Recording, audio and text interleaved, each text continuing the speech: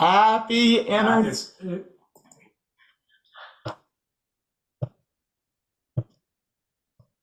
All right, it says video unavailable. This video is private.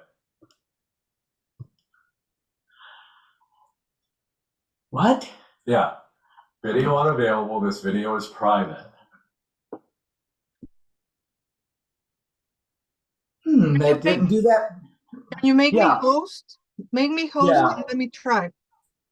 Have you gone to, we can make her a host up here. Yeah, that would be better than me being. I don't know what happened. I tried it last night.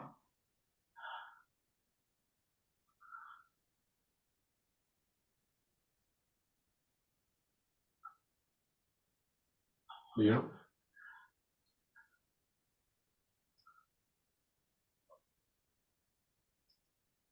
Make co-host. Make co-host. All right.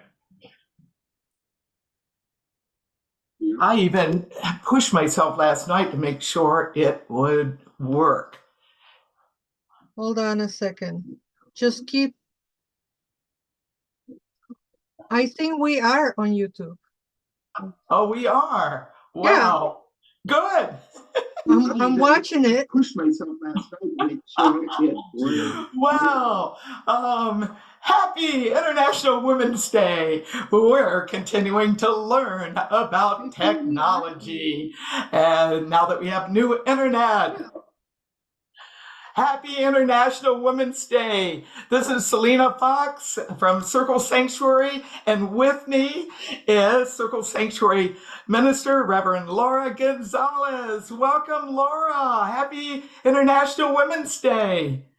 Good morning, Selena. Good morning, everybody. I'm just, if you see me a little distracted, it's because I was looking at the YouTube screen and trying to make sure we are live. We are live. And great. Thank you, everybody, for watching. And thank you, Selena, for inviting me to do this. Good morning, everybody. Yes, it's morning, and I'm here. Tell me about how you celebrate International Women's Day, not only this year, but you have been involved in the quest for gender equity for many years, and you not only in this country, but in other parts of the world. So I'd be interested in you sharing your story about your work with women's issues, International Women's Day, and gender equity. First of all, to recognize and to honor all the women that are in Mexico, Central and South America, fighting for our rights, marching. Some of them probably fixing to go to the marches right now, probably some of them already en route, probably some of them already marching. They usually go to the capital, city capital buildings. And I know this happens from Argentina to Mexico, Spain, and other countries. I know people march here in the United States as well. And more than a commemoration or a celebration, and there is still a day for marching and protesting and doing sometimes very peaceful protests, and sometimes protests that get a little bit colorful because the heavier the oppression, the louder that the liberation needs to be. So I'm very honored to observe and to send my energy and my love and my, as a minister, as a feminist, as a priestess of the goddess, quite often my job is to keep company spiritually and to remind those women that they are divine as the goddess. So this is what I do on my day. You know, I try to remember and I try to be present with all my friends who are marching. And personally, doing things like this, right? Raising awareness about the struggles of women. 133 women in the world are destroyed a year, a day, pardon me, in the world, just for being women. 10 women in the world 10 women in Mexico are destroyed just for being women. And the belief is that in the USA, we're scot-free. We're not. 5 women get destroyed a day just for being women. So the struggle continues. And my job has been every year to raise awareness, to remind people that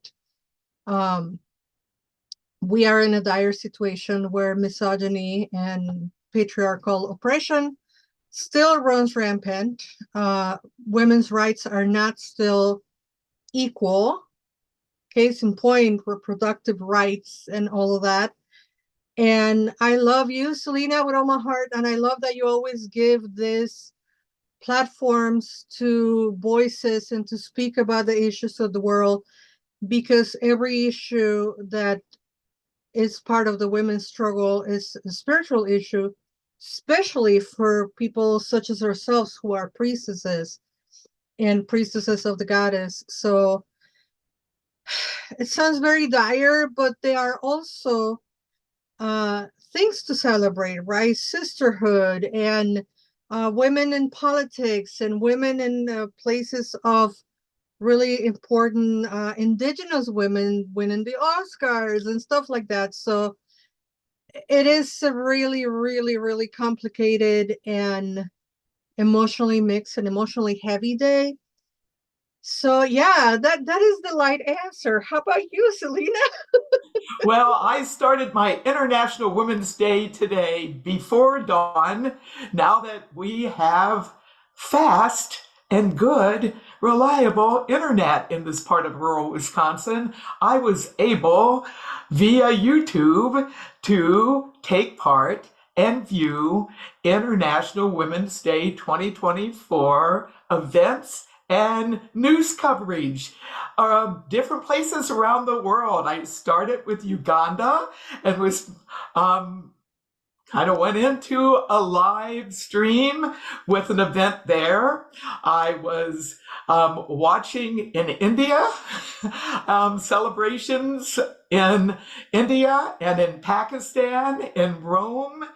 And I also looked at some videos that were specifically made for this year. This year's theme, Inspire Inclusion.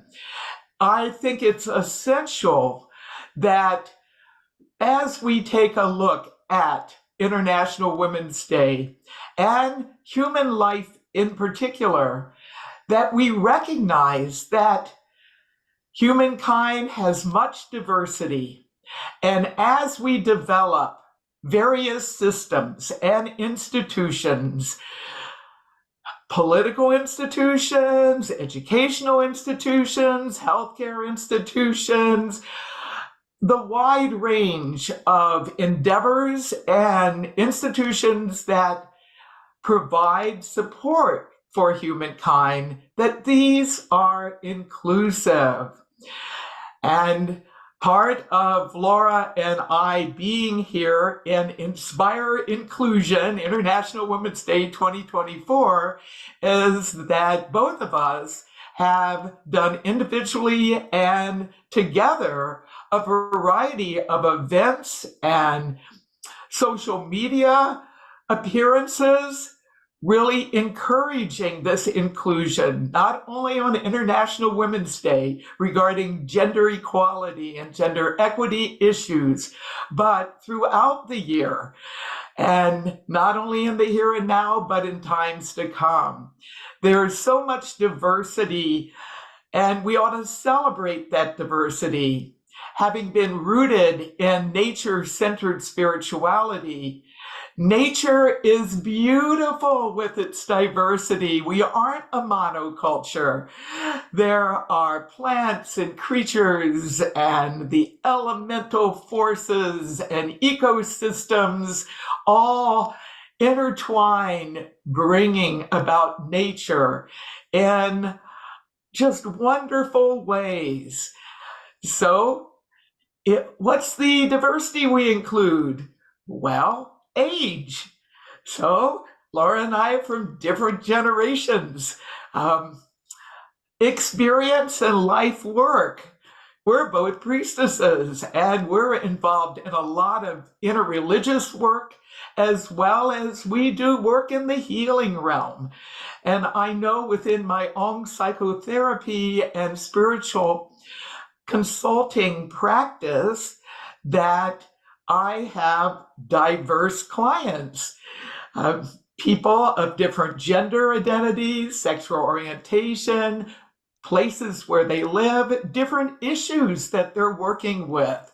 And I know, Laura, you also do support for others. You do tarot and teaching as part of your own personal practice.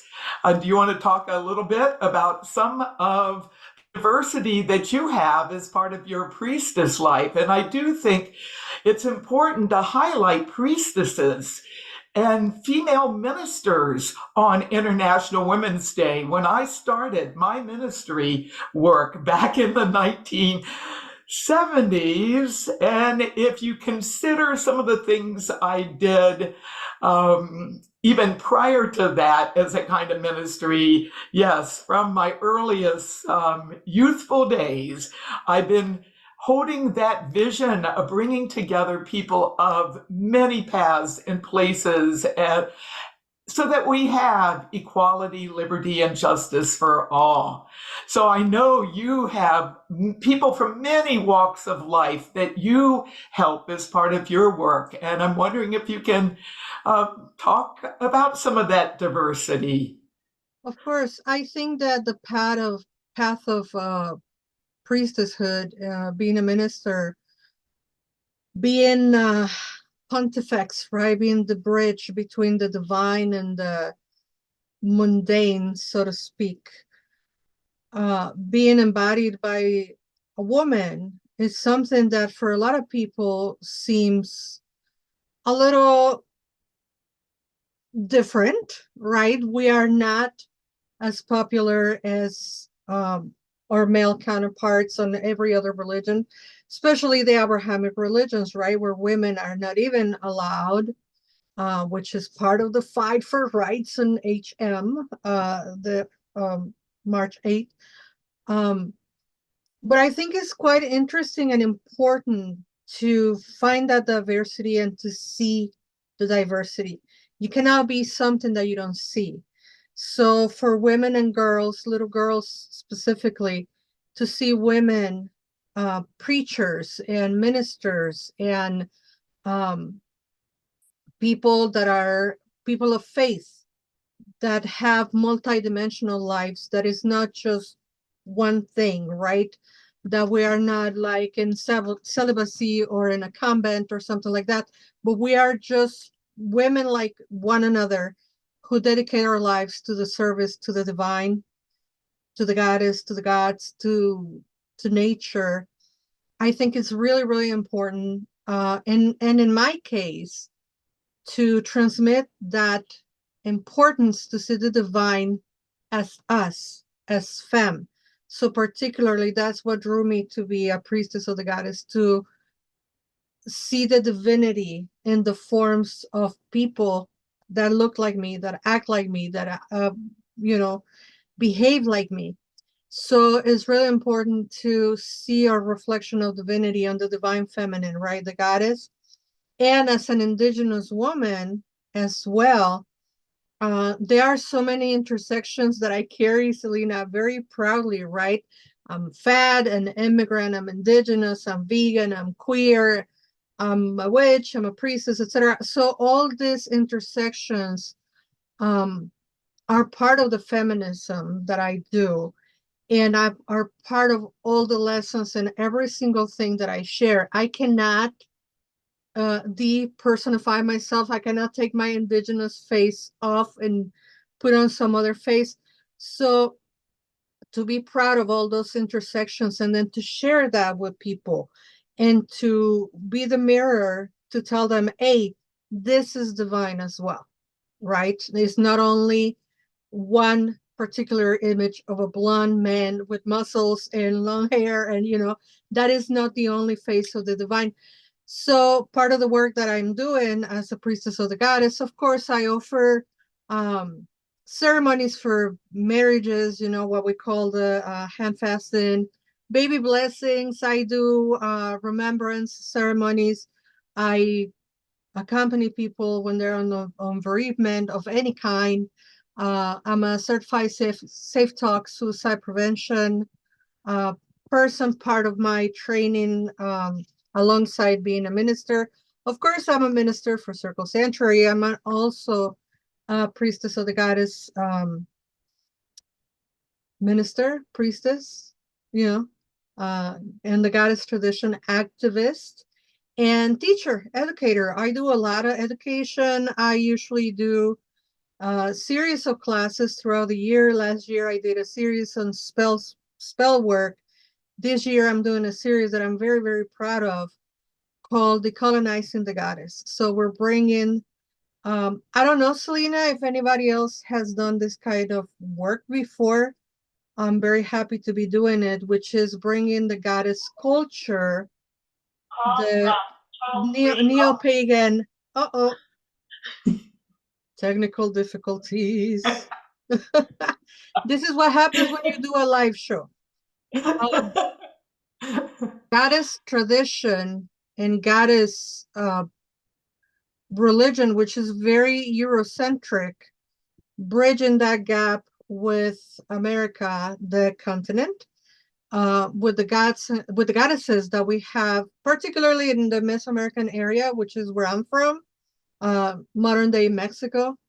So I'm doing this series on Decolonizing the Goddess to help women and people who are of indigenous descent to feel more comfortable and to see themselves on the goddess tradition and the goddess religion, because we have this phenomenon, right, that we don't see ourselves in the patriarchal Abrahamic religions, but then we find our spirit on the goddess traditions, religions, philosophy, lifestyle, whatever you want to call it.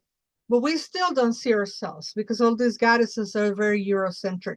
So we're bringing that tradition to, how do they say here, the Americas? For us, it's America, one continent. I know in the United States, they say the Americas. So that is what my ministry has been looking like lately, Selena, and I'm very, very happy, satisfied. And it's very rewarding to sit very comfortably into my indigenous practice and my pagan practice together. Something that I thought about for over a decade. I'm finally doing it, and it feels very, very good. So thank you for giving me the opportunity to talk about it and to bring more people into feeling comfortable where you are. So the diversity needs to be not only lip service, but walk the walk. And I've heard it said in a number of feminist circles, if you see it, you can be it.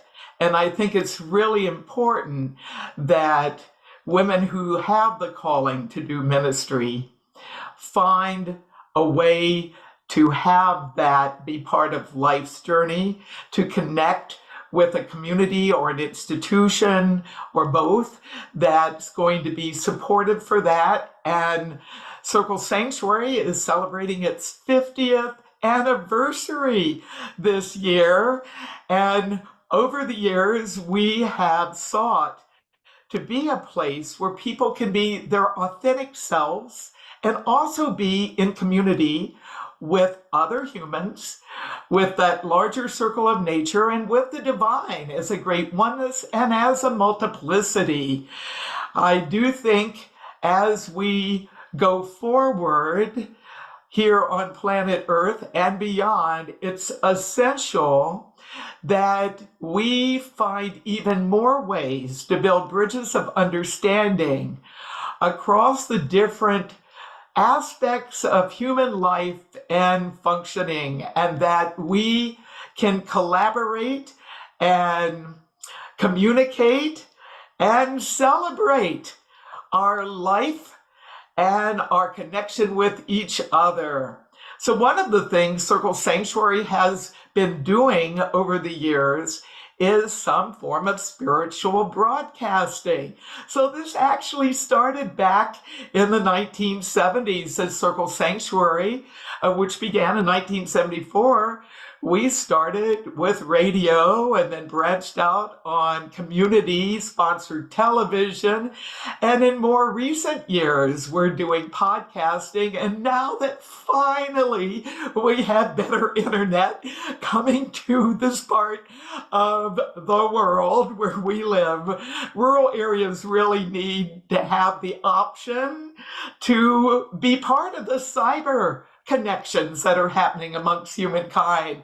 So we have celebrated International Women's Day as a religious organization and community over the years, and we've done some podcasting. Well, this year, in celebrating the 50th anniversary of Circle Sanctuary, we're taking it to YouTube.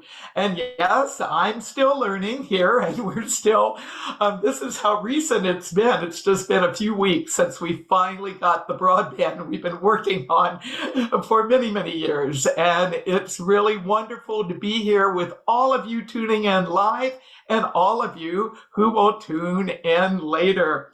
I started with a drum, and this is actually a goddess, a Celtic goddess, who's now what I call a multicultural goddess, Bridget. So Bridget Bride, she's known by many names, and she has crossed over too, originally from the indigenous religions and the old pagan religions of not only Ireland, where most people have her associated, but her worship was across Europe and has spread around the world. And yes, she's a pagan goddess, and many say that Saint Bridget is a form of the pagan goddess. Certainly a lot of the lore, the sacred sites, and other things connected with the pagan goddess got recycled as Ireland and some other Celtic lands got Christianized. And with enslaved people and indentured servants being sent to the so-called New World, to the Americas, she traveled there. And how do you have Madame Brigitte in Haitian Boudan? Well, part of that came as a result of people who were sent there of different racial backgrounds. And I celebrate Bridget as a multicultural, international, interreligious form of the divine feminine. I not only do work with her, but I'm Mother Earth, Lady Freedom, Lady Liberty, Lady Justice, Lady Wisdom. There are so many forms of the divine. Many people are familiar with those forms if there's been training and education with ancient Greece and ancient Rome. But yet, when we take a look at goddess spirituality, it's important to inspire inclusion. For the divine feminine is around the world, amongst every people. If you go back far enough in time, chances are you're going to find some form of the divine feminine that's connected with a particular land, with a particular religion, with a particular ethnic group, with a culture, at least one form of the goddess. So one of the things I'm hoping we can do with this live stream today is not only initiate us, Circle Sanctuary, going into more video live streams and education, but to also encourage all of you to take a look at your own ancestral roots and take International Women's Day, or the whole month of March, Women's History Month, or Herstory, if you prefer. And you don't have to limit it to March. Make it as part of your personal spiritual journey to explore some of the ancient divine forms in feminine guises and sources from your ancestors around the world, and to be aware that together as we do these discoveries and we share our stories and our understandings with each other, we're contributing to inclusion and understanding and a way of working for not only a better country, but a better world and a better cosmos. For humankind is starting to go off planet.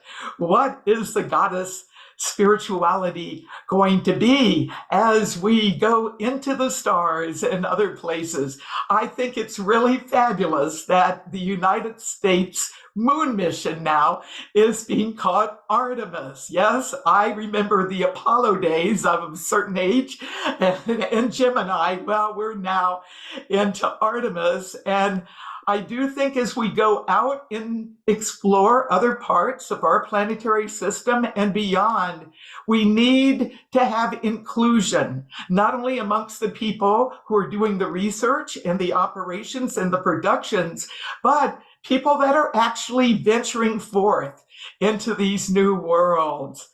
So how can we celebrate International Women's Day this year? Well, some things that I suggest is go check out some videos, some live streams, social media posts. But in addition to doing that kind of connection and education, give thanks to women in your life that you know.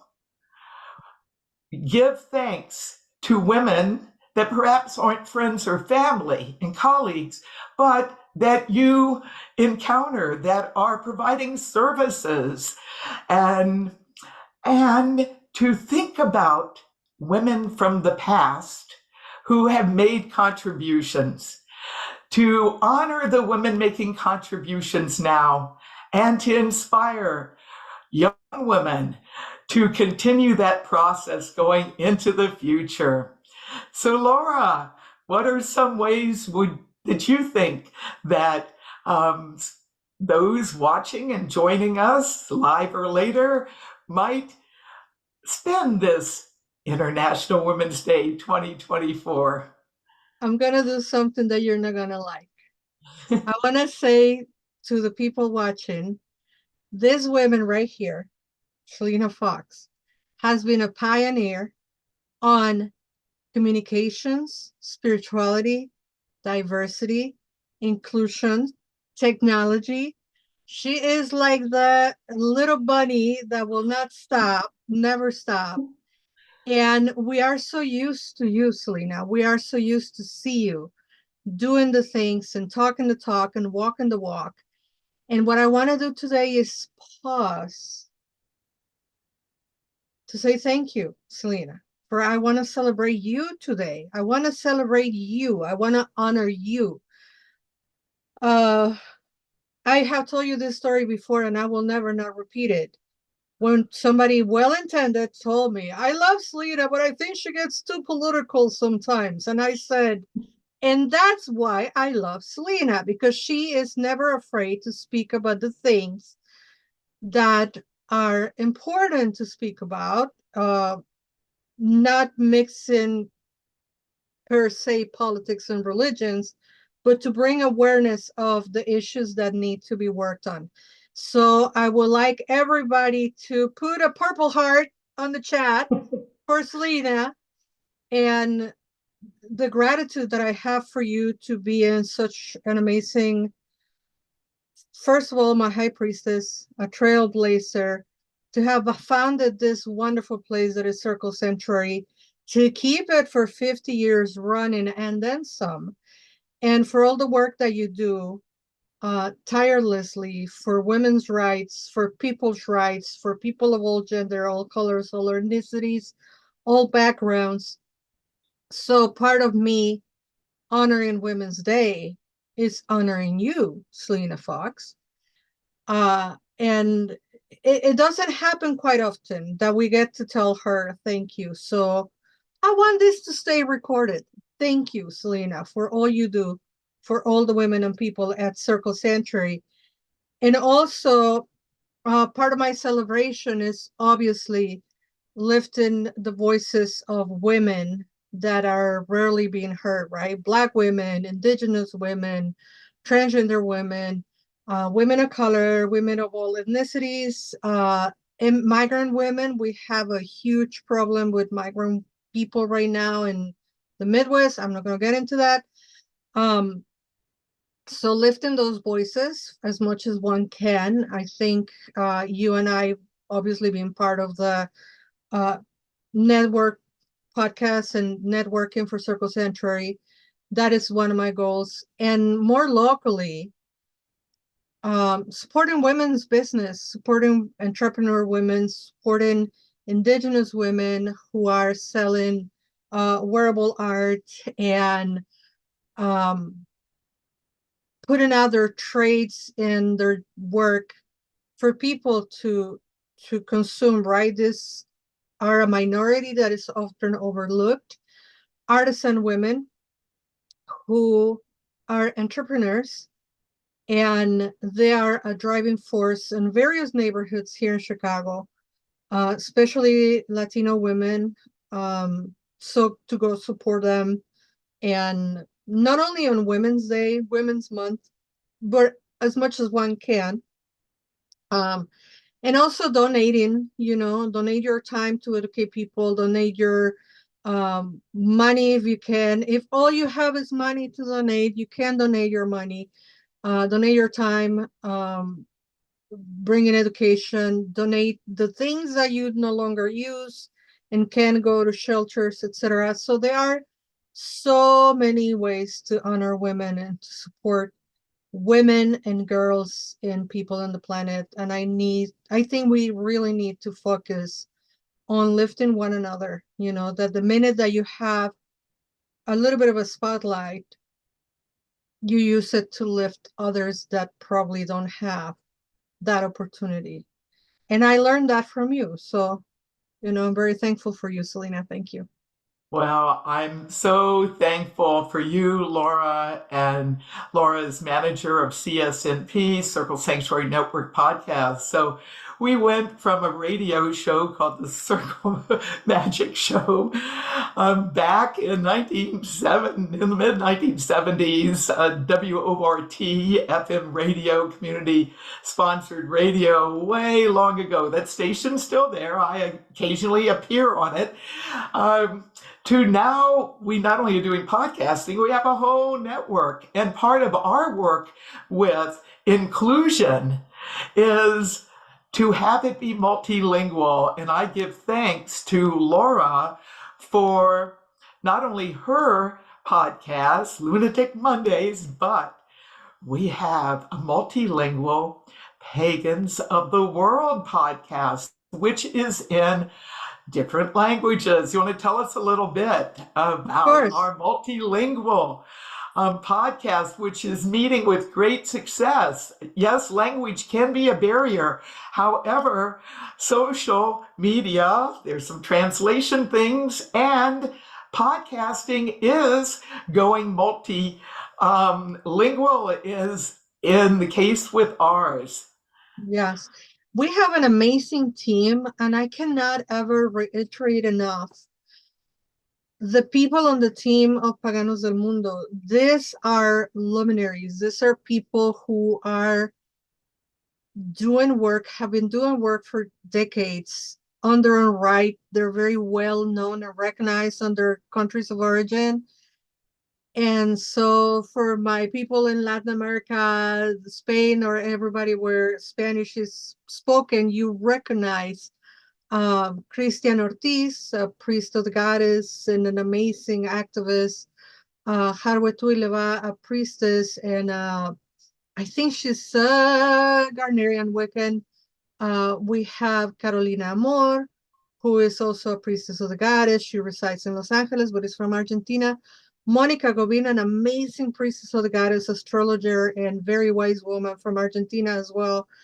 And we have Patricia Finclair from Brazil, whose show is in Portuguese. So did I forget anybody? Carolina, Christian, Harwe, Monica, Patricia, myself. I do Spanish too sometimes for Paganos del Mundo. but also we have obviously all the shows that are in English. Um, Circle Talk, which is our oldest show with Deborah Rose, that has been doing podcasts for over 12 years, I think. In one iteration or another, she's been part of one of the longest people that has been on the station and with Circle Century doing podcasts. We have Charlotte Bear, who does an amazing podcast called Blue Marble, where she combines uh, eco activism, spirituality, uh, in nature, right? And it's a wonderful show. She brings all these guests, and she's done shows solo, and it's just a wonderful thing. And obviously, Selena Fox with Circle of Nature, that happens one Wednesday a month. I will let you talk about your own show, Selena. But we also have finally a man on the rotation, Karen Greenman, who does Songs of the Pagan Tribe 2 Fridays a month and dedicates solely to highlight the wonderful artists and musicians that we have in our pagan community and beyond. These shows are amazing, and I'm so very proud to have this amazing team on Paganos on CSMP Circle Center Network podcast. But Selena, tell people about your show, please. Well, and I've done a number of different podcasts over time. Circle Craft Study, Pagan Warrior Radio. That was our first podcast. And then I did Circle Craft Study, Nature Mystic, Nature Spirituality, Nature Magic. Those are just some of the podcasts. My current one is Circle of Nature. And I'm experimenting with doing this not only audio, but I'm starting to work with video. And I am thankful for podcasting being a way to not only share some information, but to guide some rituals. There are many people who are in areas where they haven't connected with anyone that they can connect with face to face. So increasingly, the cyber world provides options for community and connections. And I'm just very thankful for Laura's leadership in managing this ever evolving network of podcasts, and for all the things that you do, Laura. Laura and I were at the Parliament of the World's Religions 2023 in Chicago. Laura is from Chicago, and one of the things that both Laura and I were involved with, besides being presenters, is supporting the Women's Village and the women's programming at the Parliament. I thought a good way to wrap up our Inspire Inclusion is us being able to share some of our experiences with the special program Uplifting Women and Girls, with a special red tent room and the Women's Village at the Parliament, which was held at the McCormick Place, Lakeside in Chicago. So Laura, you were involved in programming, you took part in things, you spoke. In fact, I will say Laura was selected to lead the opening procession for the whole Parliament on opening day. And it was such a joy to see a procession led by our own Laura Gonzalez. I will never not tell the story because it's a wonderful story. I was invited to do something on stage. I was invited to do a blessing of the goddess, and the suggestion was to do it in English and Spanish. And then I told them, well, I know a chant that is in Nahuatl, which is the language, one of the many languages of our people in modern day Mexico. And they say, yeah, you can totally do that, do a chant, do a blessing. And they told her, speak in Nahuatl, then in Spanish, then in English. And I thought that was beautiful. And then I asked them, what should I wear? Should I go in like a regular, like a dressy or do you want me in my regalia? And they say, you know what? It will be nice to come in your regalia. Shout out to Phyllis Croy. And then I get there, getting ready to speak, and I knew there was a procession, and I knew we were supposed to meet at the bridge, and the McCormick Place is huge. For those who've never been, bring your roller skates because it's humongous. And then we were trying to find the place where the procession was going to begin, and then I find finally a person with a headset and a clipboard, and I asked this person, so where do I line up for the procession? And they asked me my name. And I said, yeah, I'm Laura Gonzalez. And I'll never forget that she went, okay, Laura, so you stand here. Everybody line up behind Laura. And I was like, come again? And she's like, yeah, you're going to lead the procession. That's when I found out. And then this wonderful man who is the chair of the indigenous peoples at Parliament came near me and said to me, two elders are going to join you right before the door, and then we're all going to enter together. So it was a wonderful, wonderful, wonderful experience. It changed my life.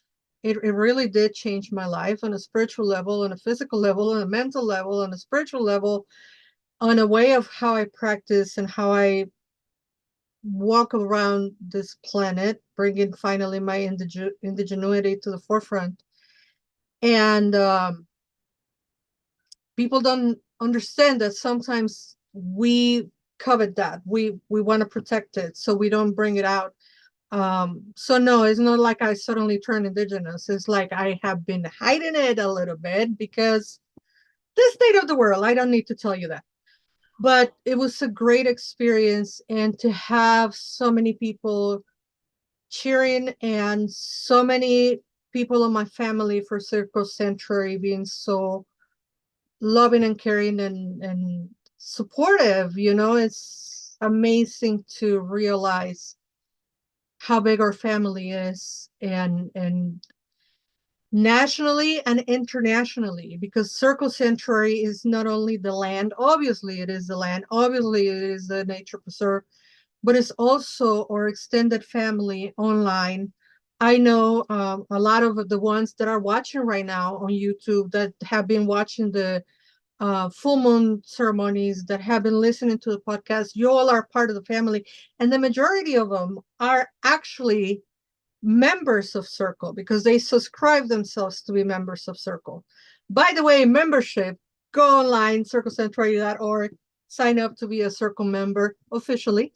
Don't do like Laura that became a minister thinking that that's how you become a member.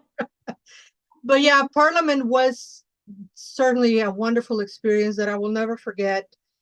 And it was great to have you and all the Circle delegation being so supportive as well. So amazing. I highly recommend going to Parliament, whether you're just an spectator, you're going to present one thing or many things, get involved because it's a great, great experience. And it's become more and more inclusive. Circle Sanctuary has been involved since the centennial rebirth in 1993. The Parliament World Religions began in 1893 in Chicago, and then it rebirthed itself in 1993. And Circle Sanctuary was one of the various religious communities and organizations that sponsored that 1993 Parliament. We've been involved ever since. And every year we're contributing to the programming and we're doing networking. It's not just an opportunity to connect with information, but to be part of spiritual activities of many different paths, to actually have firsthand contact and experience with people from different parts of the world and different belief systems. Every year at the Parliament, I have some new thing that comes my way as a contribution to the Parliament. And this year, it was doing the croning ritual at the Red Tent Room. And it was the very last day of the Parliament. And somehow we got all these women into the room, and I've done croning ceremonies. We have a big week-long summer solstice gathering called Pagan Spirit Gathering. We've held it in different parts of the country. It's going to be in the foothills of the Ozarks again in Missouri in 2024. We have a croning program there. We're talking, half dozen to a dozen women. Well, there were more than 100 women who had all come to the croning, and most of them wanted to be croned, to have a croning ceremony. So it was my first international interfaith croning celebration, and it was so wonderful to help facilitate the croning. I was assisted by another Circle Sanctuary minister, Reverend Jerry Hildebrand, who has done a lot of works with Covenant of Unitarian Universalist Pagans. She's emeritus now, but continuing to be an advisor. And it was just fabulous to have so many women of age, the wise woman tradition of croning, being able to crone with each other, to enter that passage of wisdom of life, and to be celebrated for being aging women. So yes, I turned 75. I was 25 when I started Circle Sanctuary, and the Circle turns 50. I turned 75. And as part of that, I'm still going strong. However, we are multi-generational, and it's really important to have leadership of different generations that are helping to continue the work that's begun. And I'm so thankful, Laura, for you being among those who have taken on administrative work and leadership. And it's such a pleasure to be able to celebrate International Women's Day with you today, and with everybody watching live and later. So sisterhood is powerful, and may we work together for a world that is indeed inclusive, with equality, liberty, and justice for all. May we work together to be kind and cooperative and celebrate our diversity, but find some ways to function together to work for a healthier planet. So one of the signs of 2024 International Women's Day is the heart. And we're in purple, which is the color. I don't have mimosas, but I've got purple flowers. And wishing you all a happy International Women's Day. Some final words from you, Laura. Support women, support little girls, support women in color, support Indigenous women, support trans women. More rights for everybody doesn't mean less rights for anybody else. There's plenty of rights to go all around the planet. And if all you can do is pray for the well-being of women, that is fantastic. Do it, do it, do it, do it. Pray to the goddess, pray to yourself. Like Abuela Margarita used to say, when I want something, I ask myself, because she was talking about the divine being within us. So let's pray for peace in the planet, for women's to have dignity and women's rights all over the planet. You know what I'm talking about. And thank you, Selena, for always, offering this space. I love el mitote, which means I love making noise. Mitote actually means party, so this is like a party. And let's keep celebrating and honoring women's struggle, women's rights, and women's successes. Wow, well said. Thank you all for joining us, and many blessings. And off she goes to turn us off.